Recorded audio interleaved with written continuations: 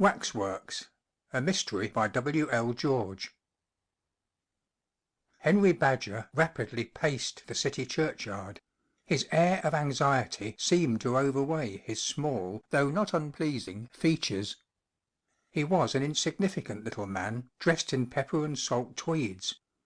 His hair was cut very close, except where a lovelock, plastered down with jasmine oil, trailed over his forehead from under his hard black hat. Whenever he completed the circuit of the churchyard, he peered towards the gate through which must come disturbance and romance. Henry Badger was in love, and he could not escape the consequences of his share in our common delight and affliction. Suddenly brightness overspread his sharp features. It was she!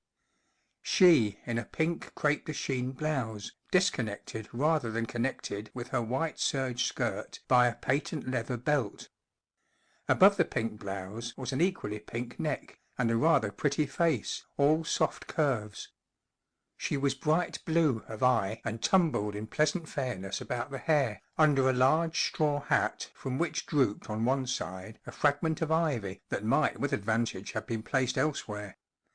But her name was Ivy, and she liked to live in harmony. "I'm late," she said, with pretty briskness, as they shook hands. "So sorry, Henry. Only the boss got dictating, and he likes to hear himself talk, even if it is only to little me. Still, better late than never," she added, with a smile indicating wit. Henry Badger replied, "Yes," and wondered if it would be good policy to attack her for being late.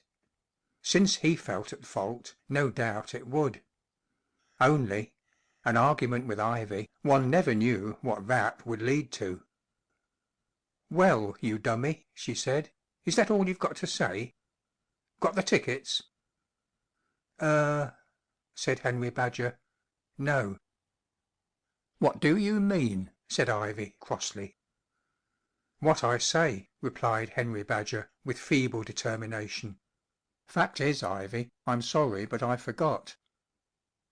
The blue eyes stared at him, incredulous. "Forgot? What you been and done that for?" Henry Badger explained profusely. The night before he'd had an awful headache, and it had slipped his memory to go round to the Imperial Music Hall, and this morning the manager. Ivy trampled upon these confused excuses. "All I can see," she said, "is here we are landed on a Saturday afternoon with nowhere to go except the pictures. And it's so hot in those places. Last time I was fair melted.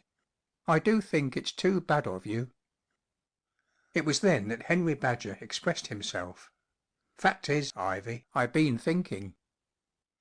"Hope you didn't break anything," said Ivy, "but since you done it, what's the idea?" "I been thinking that we don't know the town we live in. I was reading a book the other day. Strange Sights of London, it was called. And, would you believe it, Ivy, there's lots of things I got to learn." "Ah, I do believe it," said Ivy. "For instance," said Henry, "did you know that the church of St. Ethelburga wasn't burnt down in the fire of London?" "No," said Ivy, "and now I do know it I don't seem to be much better off." "Ah," said Henry, "that's where you're wrong, Ivy. It improves your mind to know that sort of thing. And that's how I got my idea. I been thinking we might go round to the docks." "What for?" "Oh, I dunno. Just to mooch round. Ever been to the docks? No? Well, why not try 'em? You know, Ivy, people spend a lot of money going to the Riviera, and they never see the place round the corner. See your own country first," he added with originality. "Well," said Ivy, after a moment, "seeing you've mucked up this afternoon, and mother's gone out and there won't be any tea, I suppose we may as well." The two little people, for neither of them was quite 5'6", made their way along the East India Dock Road, where an omnibus had deposited them. For an hour they wandered the tragic land where none live for pleasure, and where slowly the soot falls to obliterate sooty footmarks. They were too tired to be pleased when, behind a long brick wall, they found the docks. They perceived the smell of the East, oil of Macassar, piled logs of sandalwood, barrels of copra. At a point against the sky, where now the dark clouds were racing, they saw outlined tall spars, while a funnel striped in yellow and blue threw out a shower of sparks against the sky like a dun veil touched with tinsel. The heat seemed to grow. They lost their direction, not liking to ask their way of the rough inhabitants, not knowing where they wanted to go. They were astray, unprotected lambs in a land of slender law. Ivy began to drag her feet as loudly as she could, to show that she was displeased. Both were secretly oppressed because that day they had not kissed.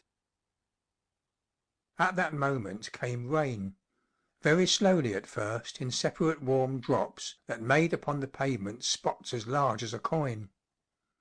"My," said Henry, "it's going to come down like billy-o." "I don't care," said Ivy. "Come on," said Henry, "let's see if we can get under shelter somewhere." But they were still progressing along another brick wall. Opposite, the warehouses were closed. They ran, for now the rain was beginning to fall with greater determination. "Here," gasped Henry, as he ran, "we must get in somewhere. You'll be sopped through. Let's go into a shop." They stopped irresolutely at the corner of a side street. As it was almost entirely occupied by warehouses, no living creature could be seen. But just as they prepared to run on through the rain, Henry observed a tottering post, bearing a battered sign. The sign was in the shape of a hand pointing up the lane, and upon it were painted the words, "To the Waxworks." "Here," he cried, dragging Ivy along. "That'll do. I didn't know they had waxworks in this part of the world, but it'll save us getting wet." They ran up the street, expecting a veranda and a commissionaire. At the end of the lane they had found nothing, and paused irresolute, when upon the door of a three-floored house Ivy saw the word "Waxworks," with the addition, "Mrs. Gruby, proprietress." Henry seized the door handle, which resisted for a moment. The door jammed, but with a great effort he forced it open. It made a great clatter as he flung it against the wall. Breathless, and wiping their wet faces, the two stood giggling in the hall. Then, feeling alone, suddenly they kissed. The excitement of the run and of the caress sheltered them against an impression which the place imposed upon them only by degrees. They were in the hall of a house like any other house. There was no noise except for a slight sound. It felt deserted. The door handle on the right was covered with dust. Nobody had gone into that room for a long time. An unaccountable emotion developed in them. The house was still except that at last they identified the slight sound. Far away a tap was leaking. They found themselves listening to the drip which came regularly from the basement.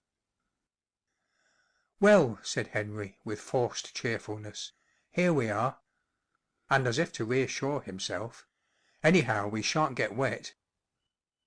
They stood for a moment looking out at the rain, which now came faster. The effect of this falling water, soft and hot, the dusty silence of the place except for that regular drip far away, combined to cast upon them a sort of uneasiness, an almost physical oppression. Ivy began to look about her with unexplainable anxiety. The darkness of the stairs, the banisters broken in several places, the dusty door handle, stirred in her a vague fear. She looked about her like a cat in a strange place and preparing to flee. As the feeling communicated itself to Henry his manliness revolted. It would be too silly to have the jumps. So he said, "Ive, since we're here, why not go upstairs and see the show?"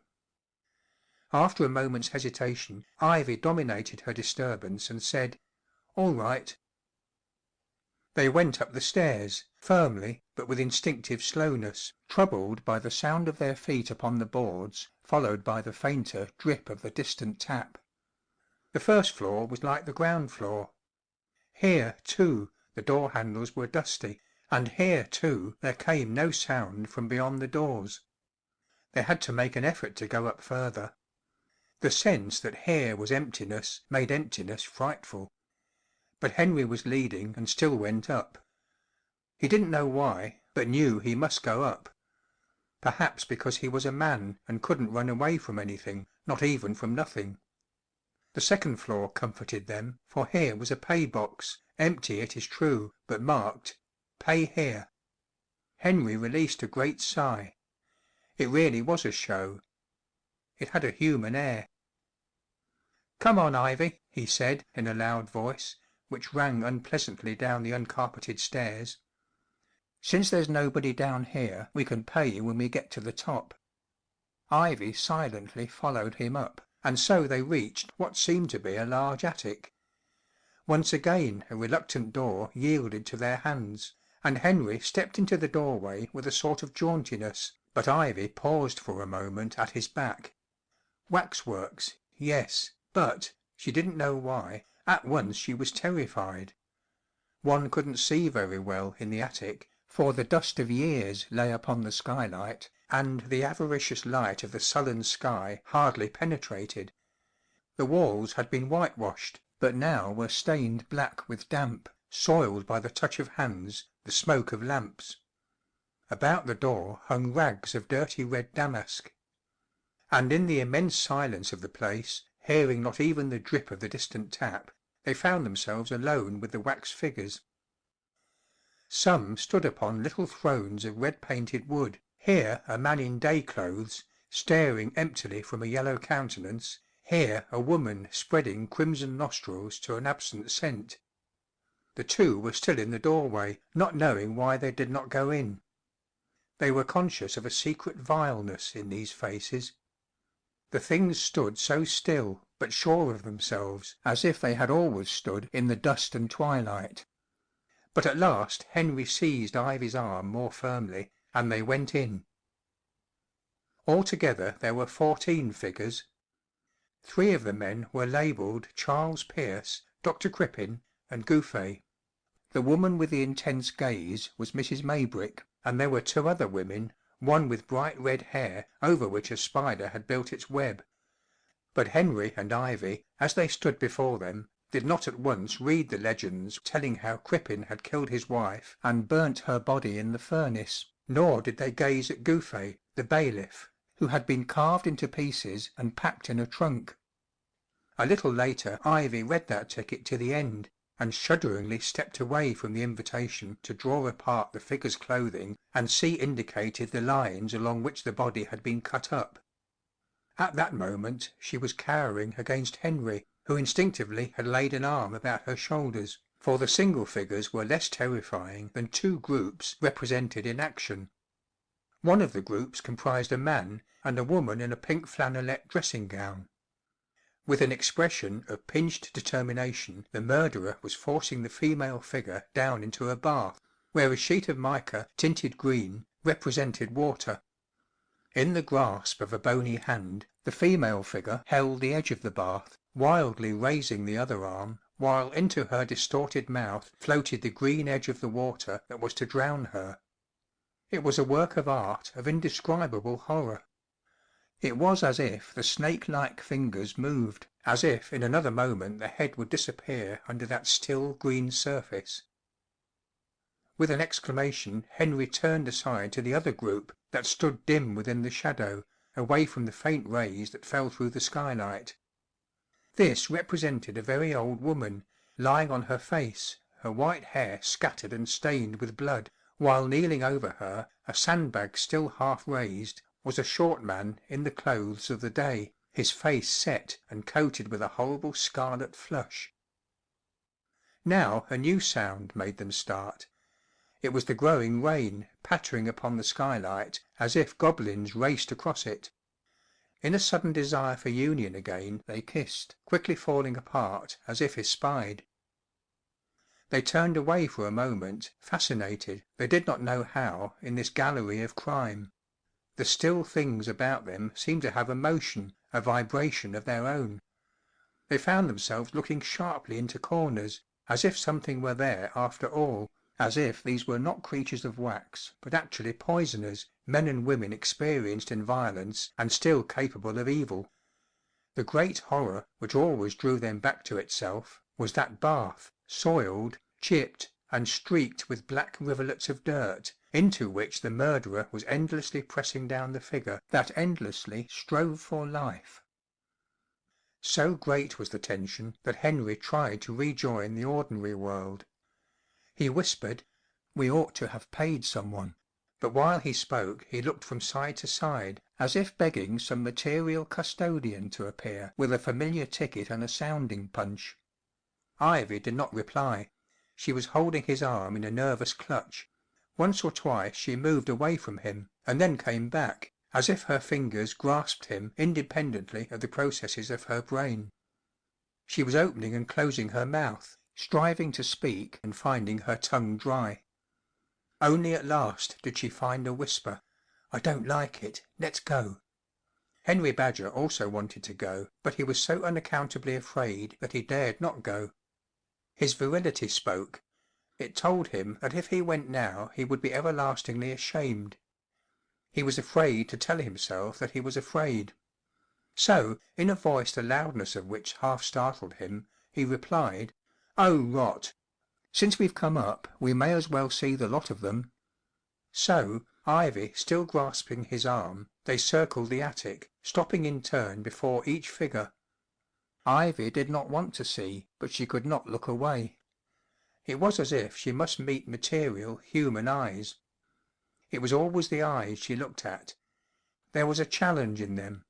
It was the defiance of the dead which she must meet. She must again view the bath, look down through the green surface of the water upon the agonized limbs which twisted in the dimness that was to be their grave. But now there was a change. Perhaps because habit made that first seem less awful, the second group gained in horror. It was not only the sight of the blood coagulated on the white hair, it was something else, something unnameable. The art of the sculptor had gone too far. Here was mere and abominable reality. Real hair, and crouching above with drooping eyelids the figure of the murderer, ill-shaven and flushed with health. Something twisted in Ivy's body as she thought that upon the still mask she could discern beads of sweat. They stayed staring, half conscious that they had been here a long time, though little more than a minute had passed. The beating of their hearts deafened them, and combined with the hissing sound of the rain, as if thin ghosts, shod in cloud, were racing across the skylight. Her eyes still fixed upon the creature with the sandbag, Ivy whispered again, "Let's go." Then, in the far distance, they heard the front door slam. At that sound a confused terror seized them both. The contrast between incoming humanity and the unearthly silence here affected them like a blow. Heat and weakness rushed up their limbs, and in Ivy's ears was a sound like the distant unwinding of an endless chain. Henry was the first to recover. A compound emotion formed in him. The proprietress, of course. He wanted to get out. They really ought to pay. He'd better see. This summarized itself in an inarticulate sound. Turning, he ran to the landing and looked down the stairs. He did not know what he expected to see, but something, and after a few seconds, as he heard nothing, such a weakness overcame him that he let himself go against the balustrade, his head hanging down over the well of the stairs, where all was silence and darkness. But almost at once he recovered, for suddenly behind him there came a long cry, a cry with a strange torn quality, like that of a beast in pain, that jerked him to his feet as it dragged from his pores a sheet of cold sweat. As he turned, Ivy came tumbling out of the attic, her arms outstretched before her as if she fumbled for her way. She could not see, for her eyes were so retroverted that only the white showed under the falling lids. He caught her just as she was going to throw herself down the stairs. As he touched her she flung her arms about his neck with maniacal strength, and he could not free himself from that grasp. As they stumbled together down the stairs, he thought that it was like being held by bones. They fell together at the foot of the second landing, somehow struggled to their feet.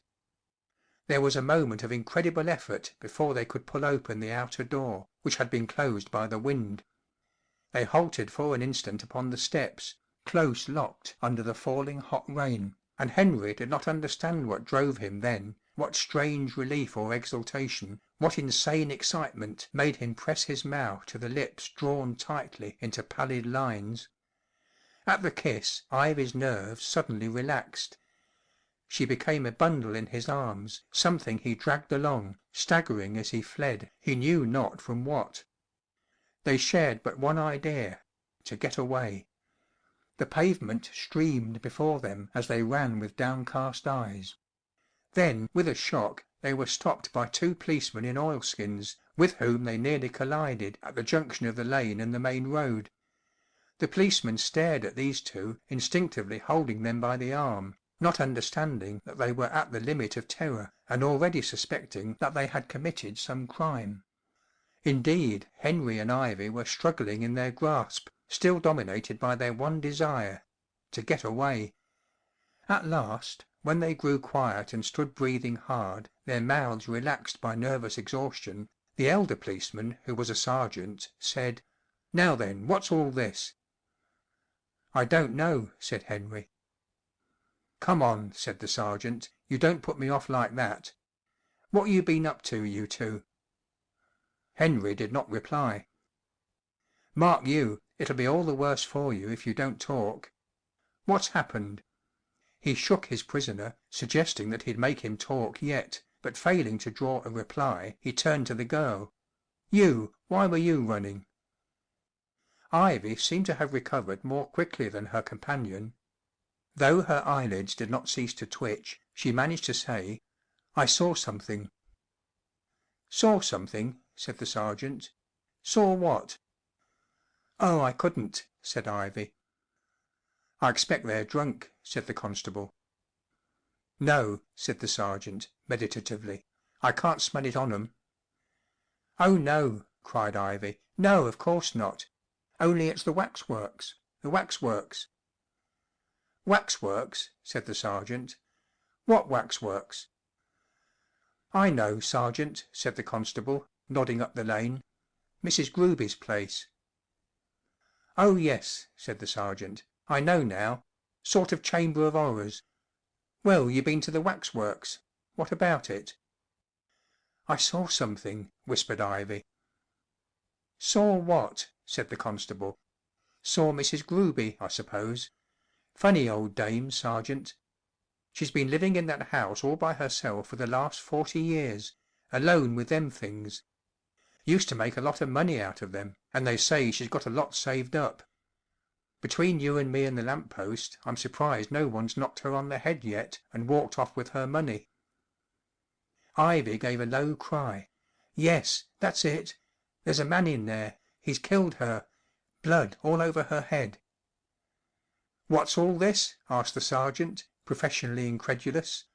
"What's all this story? And how do you know anything about it?" "There was a noise," said Ivy.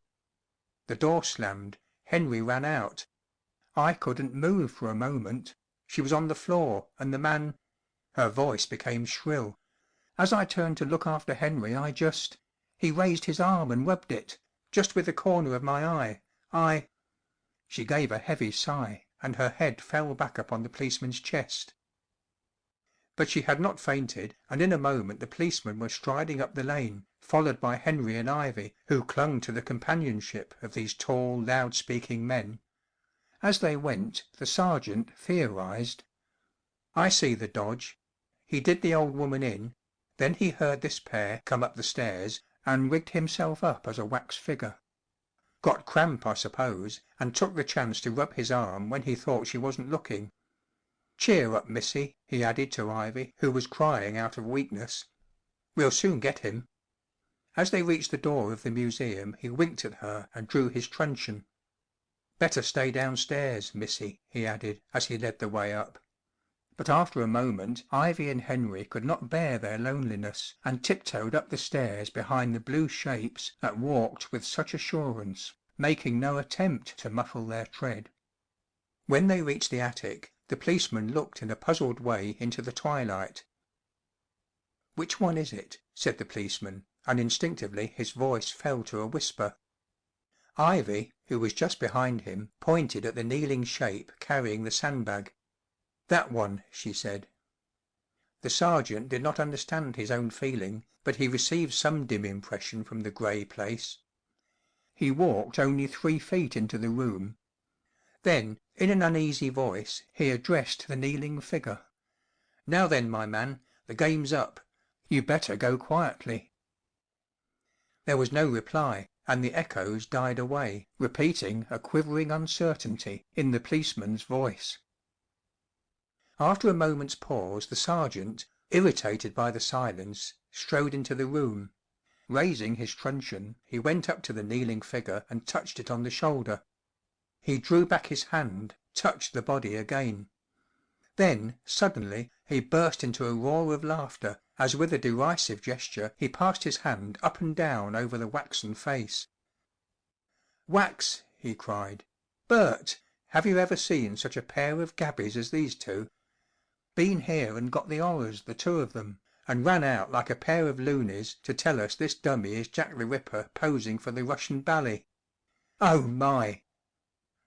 "Wax," whispered Ivy. "Oh, no. Oh, please don't touch it. It's not wax. No, it's not." "Come on," said the sergeant, kindly. "Touch it yourself." "Oh, I couldn't," said Ivy, quivering.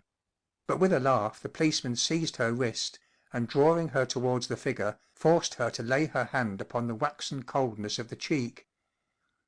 "Wax," said the policeman, "you silly kid. That's only wax. And so's this wax," he added, as he bent down and negligently laid his hand upon the blood‐stained white hair. But, in the same movement almost, the policeman jumped up and recoiled, his staring eyes glaring at his hand. For less than a second did he gaze at it. Then with a cry, as if seized by ungovernable hysteria, he brought down his truncheon upon the head of the kneeling man, which, under the blow, scattered into tiny fragments of tinted wax.